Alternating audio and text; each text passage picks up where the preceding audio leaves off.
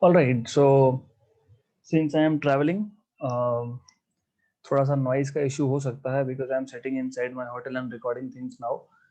And one more thing is, I'm going to put short lectures because of this reason, क्योंकि internet connectivity is not very well over here. तो बड़ा lecture upload करने में बहुत problem create हो रहा है. So that's why I'm going to put small videos. Okay, yeah. So next question. Figure below shows a section ABCD of a transparent slab. There's a tiny green LED light source at the bottom left corner B. तो ये हमारे पास एक glass slab है ABCD. उसके बाद B vertex पे there is a source of green light. Okay, a certain ray of light from B suffers total internal reflection at nearest point P on the surface AD. तो क्या हो रहा है कि that the light coming from this point B, right? तो थोड़ा मुझे इसका थिकनेस कम करने दो. So the light source from B will basically reach point P somewhere over here, और P point से total internal reflection होने के बाद the ray of light will go to point Q. हमको given this much, हमको बोला है determine refractive index of the material of slab and distance dq. तो distance dq निकालना है, refractive index of material of slab भी निकालना है हम लोगों को, right? और आगे बोला है at Q the ray PQ will suffer partial or total internal reflection. तो Q point पे whether the ray will suffer total internal reflection or not, this is what they are asking us. So what simple question है, I will start off with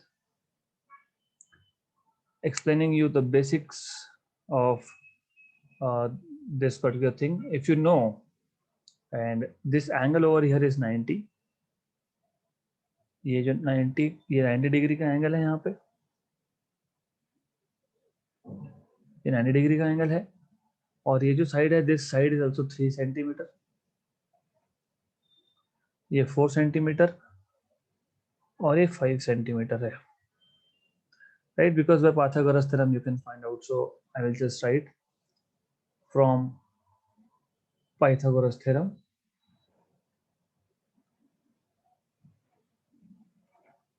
From Pythagoras theorem, what we have is, we have this side BP square is equal to AB square plus AP square.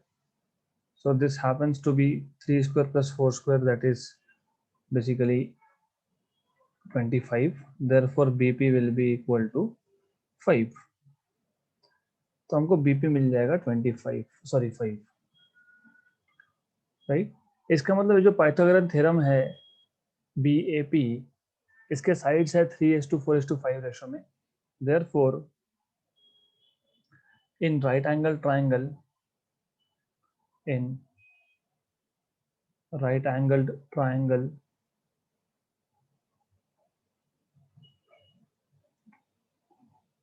BAP,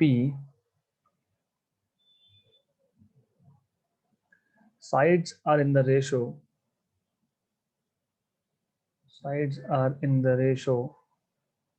3:4:5. 3:4:5.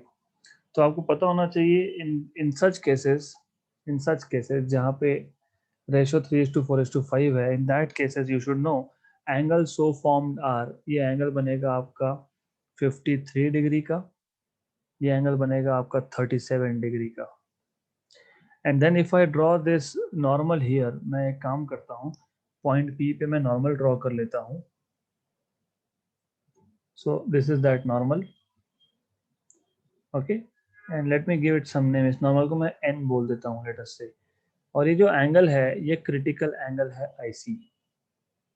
Critical angle क्यों है? Because you already know, आपको already पता है that total internal reflection होने के लिए, मतलब ये जो ग्रीन रे ऑफ लाइट है ये टोटल बेंड होने के लिए, for total internal reflection, the angle over here IC should I mean the angle should be, angle of incidence should be critical angle. Critical angle होगा तो ही total internal reflection possible होगा, right? This is what you should know. So therefore what I can write, therefore angle ABP is equal to ABP is equal to angle BPN. आपको पता है why these angles are equal, that is equal to critical angle IC, that is equal to 53 degree. तो हमको critical angle की value भी मिल गई. हमको refractive index पूछा था. रिफ्रैक्टिव इंडेक्स कैसे निकालेंगे? बहुत सिंपल केस है. वी नो दैट, आपको याद होगा टोटल इंटरनल रिफ्लेक्शन जब हम सीख रहे थे तो हमने लिखा था refractive index of the medium of that glass slab is equal to 1 upon sine of critical angle, 1 upon sine of critical angle. तो ये जब आप सॉल्व करोगे तो refractive index is 1 upon sine of 53 degrees. ये 1 upon sine of 53 degrees you will find from log table. So after solving this you will get mu is equal to 5 by 4, basically 5 by 4. वो 1.2 के आसपास answer आता है. That's why you will have this as 5 by 4. तो हमको मिल गया refractive index का value. तो पहला पार्ट ये सॉल्व हो गया. Now we are suppose to find out D Q. अब बाय सिमेट्री अगर आप देखोगे, if you look at the symmetry, so this angle will also be 37 degree logically. मतलब आप देखो this two triangles are symmetrical, है ना, they are identical triangles basically. Triangle B A P और ट्राइंगल क्यू डी पी, ये 90 degree हो गया तो ये 53 होगा. This is going to be 53 degrees. Okay, तो ये एंगल आ गया आपका 53 डिग्री. तो if you know this much तो इजी है. So from symmetry what I can say is, from symmetry what we can say is in triangle PDQ, okay, sides are also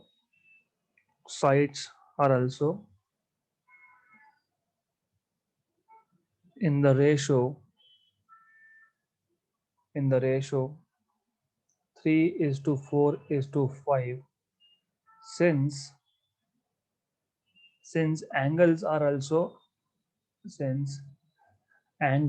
are 37, 53 and 90, since angles are 37, 53, just a minute, 53 and 90 degree, इसलिए sides का भी जो ratio है that ratio turns out to be 3:4:5, right. तो ये जो हमारे पास ratio 3:4:5 है. ओके, नाउ अगर हमको इतना पता है that the ratio is 3:4:5, then it is pretty simple. Therefore what you can write, ratio मतलब क्या, that means what I'm trying to say is QD. देखो कौन से ट्राइंगल की बात कर रहे हैं हम लोग बात कर रहे हैं ट्राइंगल PDQ की. तो PDQ ट्राइंगल में QD is to PD is to PQ. This happens to be in the ratio 3:4:5. फिर जब आप इसको सॉल्व करोगे, okay, then when you solve this you will get PD is equal to 2 centimeter and QD is equal to 1.5 centimeter. Okay, this is how you're going to solve this. All right, तो वो ratios है, वो easy है. You should know how to find the value when you have ratios. Okay, तो आपको उतना तो पता होना चाहिए, that you must know this much. This is the minimum that you should know. Okay, इतना पता होना चाहिए आप लोगों को. Then इतना हो गया. हमको DQ फाइंड करना था. हमको DQ मतलब QD मिल गया 1.5 सेंटीमीटर. अभी आगे ये भी पूछा है कि इंटरनल रिफ्लेक्शन पार्शियल होगा या टोटल होगा एट पॉइंट Q. मतलब what is going to happen over here, right. तो Q पॉइंट पे टोटल इंटरनल रिफ्लेक्शन होगा कि पार्शियल होगा, it will depend on this particular angle. अगर ये एंगल 53 डिग्री या उससे ज्यादा हो गया then it will be totally internally reflected, right. But हमको ये, we can find this angle, let us say PQN dash. So we can basically find this angle. Okay, तो कैसे फाइंड करेंगे, will see, it is pretty simple thing. तो you know this, ये angle 37 है तो ये एंगल भी 37 है, correct. Therefore angle PQN dash is 37 degree, which is less than critical angle. Therefore, there will be partial internal reflection. Total नहीं होगा क्योंकि angle of incidence is less than critical. Therefore, there will be partial internal reflection. There will be partial internal reflection. Right? So this is how you solve this question. बहुत simple सा question था. हमारे पास block दिया था और B corner पे green light था. वो ग्रीन लाइट पी पॉइंट पे जाके इंसिडेंट होगा, टोटल इंटरनल रिफ्लेक्शन होगा, फिर वहां उसके बाद वो क्यू पॉइंट पे जाके इंसिडेंट होगा. We were suppose to find out refractive index of glass, that depends on critical angle. हमको साइड्स दिए हुए हैं, साइड से हमको मिल गया कि ये जो ट्राइंगल है हमारे पास B A P, this are in the ratio 3:4:5. तो हमको एंगल्स मिल गए 53, 37 एंड 90 डिग्री. फिर हमको वहां से क्रिटिकल एंगल मिला, वहां से हमको रिफ्रैक्टिव इंडेक्स मिला. एंड देन अगेन जो दूसरा ट्राइंगल हम बात कर रहे हैं PDQ, the sides are again in the ratio 3:4:5 because the angles are involved are 37, 53, 90 degree. तो वहां से हमको QD मिल गया 1.5. और Q पॉइंट पे मतलब एंगल PQ एंड डैश जो है वो 37 है, which is less than critical angle. Hence there will be no total internal reflection, there will be partial reflection. Right. Let's go to next question. Okay, so let's move to next question. And in the next question, what you have been asked is, this is a very simple question by the way. A point object is kept 10 centimeter away from one of the surfaces of a thick double convex lens of refractive index 1.5. तो हमारे पास basically एक thick double lens है. This is that lens, and then this is, let us say, principal axis. तो दोनों में से एक surface पे अराउंड 10 सेंटीमीटर पे आपका ऑब्जेक्ट रखा हुआ है. तो this object distance is given to you basically. So what you have is this object distance. ये ऑब्जेक्ट डिस्टेंस आपके पास दिया हुआ है. आपको दोनों के दोनों सरफेस का, मतलब पहले सरफेस का और दूसरे सरफेस का रेडियस ऑफ कर्वेचर दिया हुआ है. So you have this, okay, and measured from to the left, क्योंकि सरफेस नंबर 1 जो है उसका जो रेडियस होगा, सेंटर होगा, वो राइट में होगा. Okay, so let me just put it by this kind of colour. तो ये हो गया आपका R1. और जो दूसरा सरफेस है, let me put it by green colour, उसका जो रेडियस होगा R2, that will be over here. so that will be over here, okay, on the left side. तो बाय कन्वेंशन हमको देखना है कि क्या पॉजिटिव होगा क्या नेगेटिव होगा. Other than that you have data given. Okay, तो आपको दिया क्या है, a point object is kept 10 centimetre away, मतलब u is equal to 10 centimetre लेंगे. पॉजिटिव नेगेटिव वो हम बाद में देखेंगे. Okay, from one of the surface of a thick double convex lens of refractive index भी 1.5 बोल दिया. रेडियस ऑफ कर्वेचर मतलब R1, पहले सरफेस का रेडियस 10 सेंटीमीटर है, दूसरे सरफेस का रेडियस जो है R2, दैट इज 8 सेंटीमीटर. आपको फाइंड करने के लिए क्या बोला है, लोकेशन ऑफ फाइनल इमेज, मतलब आपको सिर्फ V फाइंड करना है. फॉर्मूला बहुत सिंपल है, extreme simple formula we have to use. बहुत सिंपल सी चीज है. इफ यू रिमेंबर, आप इसको दो फॉर्मूला यूज करके या सिंगल फॉर्मूला से भी कर सकते हो. इफ यू रिमेंबर, जब हम लोग लेंस में इक्वेशन बना रहे थे तो हमारे पास एक इंटरमीडिएट स्टेप आया था, 1 minus you 1 by v minus 1 by u is equal to mu minus 1 by r1 minus 1 by r2.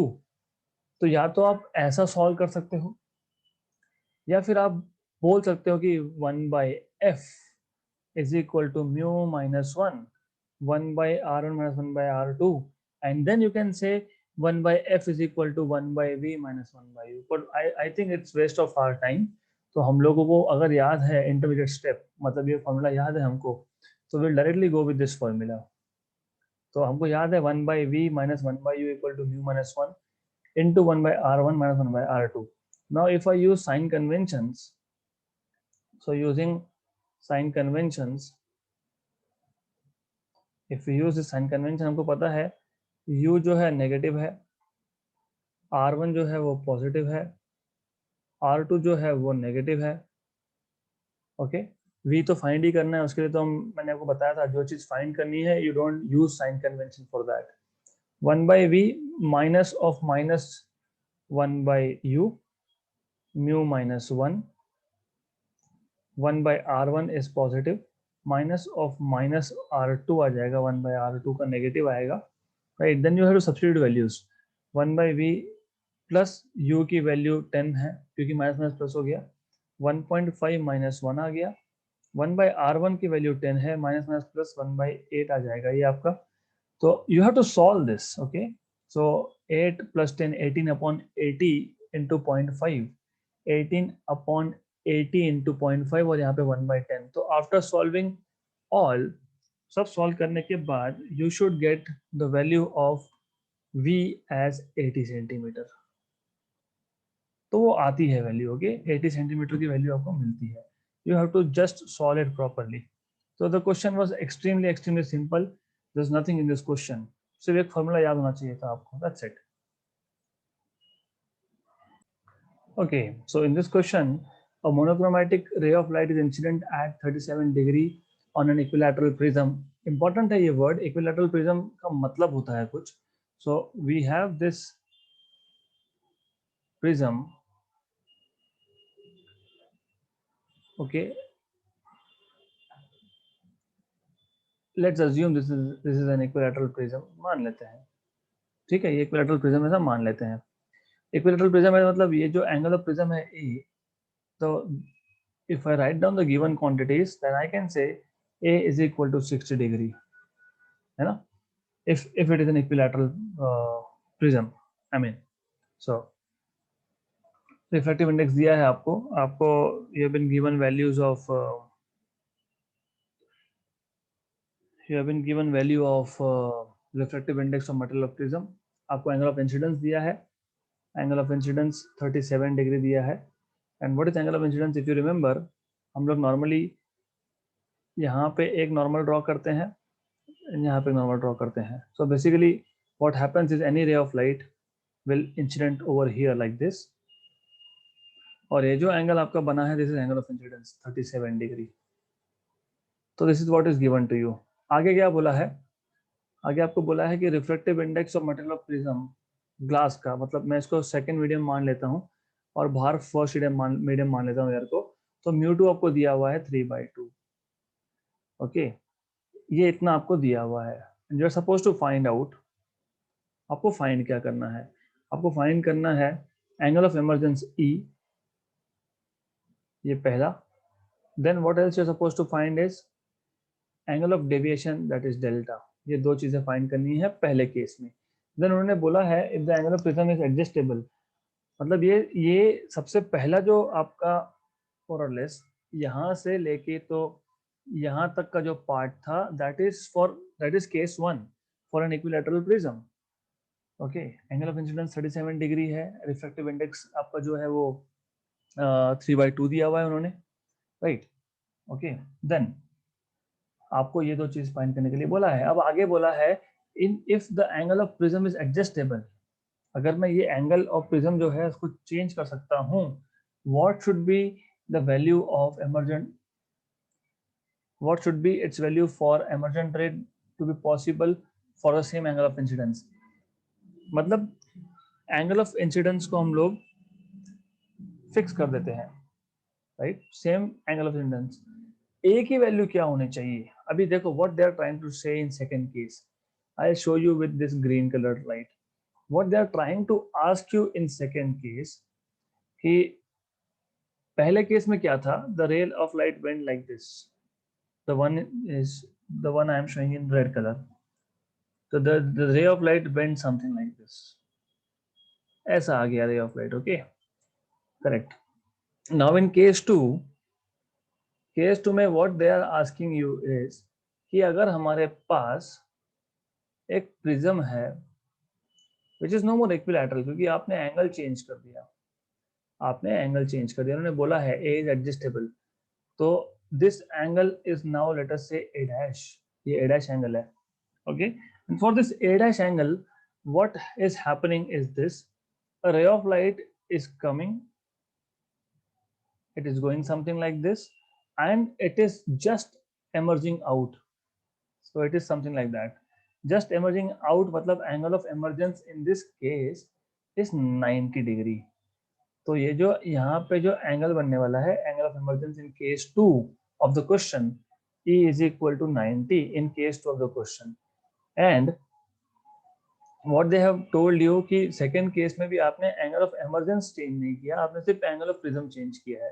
मतलब this angle still remains 37 degree. So this is what they are asking you, right? Correct. तो ये हमको case 1 के लिए find करना है, ये सब केस 1 के लिए फाइंड करना है. और केस 2 के लिए हमें क्या फाइंड करना है? For case 2 what they are asking you to find is what is the value of A dash, let us say. ये पूछा है आपको. क्वेश्चन बहुत सिंपल है. So let us, instead of writing formulas, I will directly go ahead with solution now. बहुत easy है. If you remember, हमने इस एंगल को R1 बोला था, इस एंगल को हमने R2 बोला था, करेक्ट? एंड अगर मैं ए बी फेस पे मैं अगर स्नेल्स लॉ अप्लाई करता हूं, सो यूजिंग और applying using Snell's law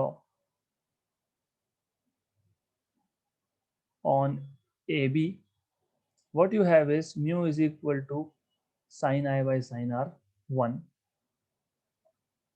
right? This is what you get, and therefore if you solve this one, आपको मिलेगा sin of R1 is equal to sin of I upon mu, and sin of I you already know it is 37 degrees, mu की value 3/2 दी है. तो आपको जब आप solve करोगे तो you will get, after solving this, okay, पूरा solve करने के बाद आपको मिल जाएगा R1 is equal to 23 degrees and 39 minutes. ये आपको सॉल्व करना पड़ेगा. I am not going to go into details. Calculations are something that you are supposed to do, तो आपको करना पड़ेगा, right? Then what we know is for an equilateral prism, for an equilateral prism, equilateral prism के लिए क्या होता है? A is equal to R1 plus R2 आता है. ये हमने पहले प्रूव भी किया है व्हाइल डिराइविंग प्रिज्म फार्मूला, तो इट इज सिंपल थिंग. तो R2 क्या आएगा? R2 आएगा आपका A माइनस R1. A क्या है आपका? इक्विलैटरल प्रिज्म है तो 60 डिग्री, माइनस R1 क्या निकाला आपने? 23 डिग्री 39 मिनट्स. तो ये आपको R2 क्या मिल जाएगा after solving this? You are going to get it like 36 degrees and 21 minutes, something like that. Okay, इतना मिल जाएगा आपको. तो अब तक के पार्ट में हमने क्या किया? हमने सिर्फ एक फेस पे, फर्स्ट फेस ऑफ प्रिज्म पे हमने स्नेल्स लॉ अप्लाई किया, वहां से R1 मिला. फिर इक्विलैटरल प्रिज्म है तो A equal to R1 plus R2 है तो R2 मिल गया. हमारा अल्टीमेट एम था टू फाइंड आउट E. अब हम लोग सेकेंड फेस पे अप्लाई करेंगे Snell's law. So applying Snell's law on second phase of the prism, on phase AC, what you will have is mu 1 which is air, okay, mu 1 which is air upon mu 2 which is of glass is equal to sine of this angle over here which is angle of emergence E upon sine of R2. Correct? That is not correct, क्योंकि आपको मैंने पहले ही बताया this is not how you apply. आप कैसे apply करते हो? Refractive index of medium into sine of angle in that medium. तो sine of E is equal to refractive index of prism into sine of angle in that prism, है ना?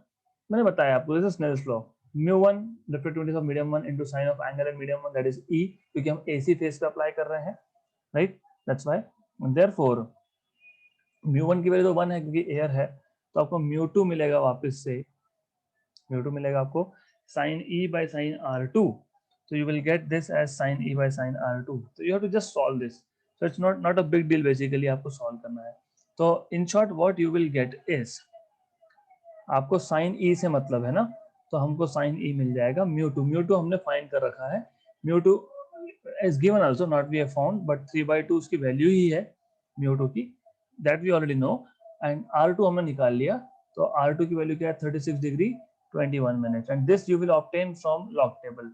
सो you will get this as sine of E आपको मिल जाएगा solve करने के बाद 0.0889। Then using log table again, you will find E value as 62 degrees and 44 minutes, which is approximately equal to 63 degrees. Approximately 63 degrees. मतलब पहला answer हमारा correct आ गया, right? तो this is how you are going to solve this question. Easy है। अब आगे what else we are supposed to find is delta, angle of deviation बोला है ना, तो हमको पता है for any prism what we have is I plus E is equal to A plus delta। Correct, हमको डेल्टा चाहिए, तो delta is equal to I plus E minus A. हमको आई पता है 37 डिग्रीज, हमने अभी अभी 63 डिग्रीज ये फाइंड किया, हमको ए पता है 60 है इस केस में, तो ये आप सॉल्व करोगे तब तो मिल जाएगा 40 degrees. So angle of deviation delta should be 40 degrees and you have has 40 degrees. यहाँ पे केस 1 खत्म हो गया आपका। Then we will start with case 2 now, and according to case 2 आपको पूछा गया है, आपको बोला है if angle of prism is adjustable what should be its value, मतलब ए चेंज कर सकते हो और ए की क्या वैल्यू होनी चाहिए such that E should be 90, मतलब जो एमर्जेंट रहे वो जस्ट एमर्ज हो रहा है, जस्ट एमर्ज मतलब अदरवाइज वो टोटली इंटरनल रिफ्लेक्ट हो जाता ना, तो जस्ट एमर्ज मतलब ई की वैल्यू जो है वो 90 डिग्री आनी चाहिए। What should be the value of A dash for that, तो हम लिख सकते हैं यहाँ पे for an emergent ray to just emerge हमको क्या मिलेगा, the angle R2 will be critical angle, should be critical angle. तो यहाँ पे जो ये एंगल R2 है, इस एंगल R2 डैश बोल देता हूँ, this angle R2 dash should be critical angle, क्योंकि क्रिटिकल एंगल होगा तभी E की वैल्यू 90 होती है। ये आपको टोटल इंटरनल रिफ्लेक्शन और क्रिटिकल एंगल का थ्योरी से पता होगा, ये राइट पता होना चाहिए। So for an emergent ray to just emerge R2 dash must be critical angle. ऐसा क्यों बोल रहा हूँ, क्योंकि हमको पता है अगर ये क्रिटिकल एंगल है तो रिफ्रैक्टिव इंडेक्स ऑफ प्रिज्म से क्रिटिकल एंगल की वैल्यू निकाली जा सकती है। So it must be critical angle, right? Therefore what I can write is, हमको ये पता है already mu is equal to 1 upon sine of critical angle, correct? This is already what we know, but हमने यहाँ पे बोला है that ये जो R2 dash है it should be critical angle, this is what we have already said। Therefore मुझे क्या मिलेगा, what I will get is sine of R2 dash is equal to 1 by mu। Therefore what I will get is R2 dash is equal to sine of 1 by mu। mu हमको पता है, तो mu पता है तो we can find out R2 dash। Therefore R2 dash is equal to sine of mu की value हमारे पास already 3/2 दी है, तो ये 2/3 हो जाएगी। फिर ये आप लॉग बुक में चेक करोगे, मतलब साइन टेबल में, तो आपको R2 dash मिल जाएगा 41 degrees and 48 minutes. Okay, as हमको पता है A is equal to R1 plus R2 होता है, तो A is equal to R1 dash plus R2 dash होगा, राइट? और क्योंकि I एंगल ऑफ इंसिडेंस को सेम रखा है हमने, तो R1 की भी वैल्यू सेम रहेगी, right? Also since I is same and hence R1 dash is also equal to R1, क्योंकि I की वैल्यू सेम रखी है तो R1 की वैल्यू चेंज नहीं होगी। Therefore A will be equal to, by the way यहाँ पे मैं A dash फाइंड कर रहा हूँ, सेकंड केस है, A dash will be equal to R1 plus R2 dash। R1 पहले केस का R1 23 डिग्रीज 39 मिनट्स आया था, प्लस R2 डैश अभी फाइंड किया आपने 41 डिग्रीज एंड 48 मिनट्स। तो ये आप जब सॉल्व करोगे तो then you will ultimately get 65 degrees and 27 minutes. हो गया, आसान क्वेश्चन था। I am just repeating it very quickly. तो क्वेश्चन में कुछ है ही नहीं बेसिकली। पहले केस में आपको ए की वैल्यू दी है, आई की वैल्यू दी है, म्यू दिया है आपको, और को ई और डेल्टा फाइंड करना है, करेक्ट? ओके, देन सबसे पहले मैंने एक फेस पे, ए बी फेस पे मैंने स्नेल्स लॉ अप्लाई किया, मुझे वहां से R1 मिल गया। फिर मुझे पता है कि इक्विलेटरल ट्रायंगल में A equal to R1 plus R2 होता है, तो मुझे वहां से R2 मिल गया। फिर मैंने सेकेंड फेज पे स्नेल्स लॉ अप्लाई किया तो मुझे E मिल गया, तो we have angle of emergence, right. यहाँ पे आपका हाफ पार्ट, पहले केस का हाफ पार्ट खत्म, हमको चाहिए delta. But what we know is for any triangle I plus E is equal to A plus delta, तो delta is equal to I plus E minus E, तो वहां से delta मिल गया। अब केस 2 में आपको बोला है कि आप एंगल ऑफ इंसिडेंस चेंज नहीं कर रहे हो, लेकिन अब जो रे एमर्ज हो रहा है वो जस्ट एमर्ज हो रहा है। जस्ट एमर्ज का मतलब होता है कि जो एंगल ऑफ इमरजेंस है वो 90 डिग्री है, E is 90 degree, okay right. And for that to happen, उसके लिए जो R2 डैश एंगल है it has to become equal to critical angle. अगर R2 डैश की वैल्यू क्रिटिकल एंगल है तो ही ऐसा पॉसिबल है, राइट। तो हमने क्या किया, हमने ये स्नेल्स लॉ या फिर आप बोल सकते हो टोटल इंटरनल रिफ्लेक्शन कॉन्सेप्ट, या फिर आप बोल सकते हो क्रिटिकल एंगल का डेफिनेशन अप्लाई कर दिया, और हमने यहाँ पे लिख दिया mu is equal to this 1 upon sine of critical angle which is 1 upon sine of R2 dash. तो sine of R2 dash is 1 upon mu, तो R2 dash is 1 sine inverse of 1 upon mu, sine inverse of 1 upon mu. तो sine inverse of 1 upon mu that is sine inverse of 2/3। ये आपको log book से मिल जाएगा sign table से 41 degree 48 minutes. Again we know that A dash is R1 plus R2। ये general formula है, it's not for equilateral triangle. By the way you can of course say, क्योंकि triangle equilateral triangle है तो A equal to R1 plus R2, तो इस case में भी A dash is equal to R1 dash plus R2 dash, and R1 dash is equal to R1 because आपने angle of incidence change ही नहीं किया, तो केस 1 और केस 2 का R1 सेम आएगा। सिर्फ R2 डैश यहाँ पे अलग हुआ क्योंकि angle of emergence here is 90 degree. तो आपको मिल जाएगा 65 degree 27 minutes, and this is the correct answer that you should gate.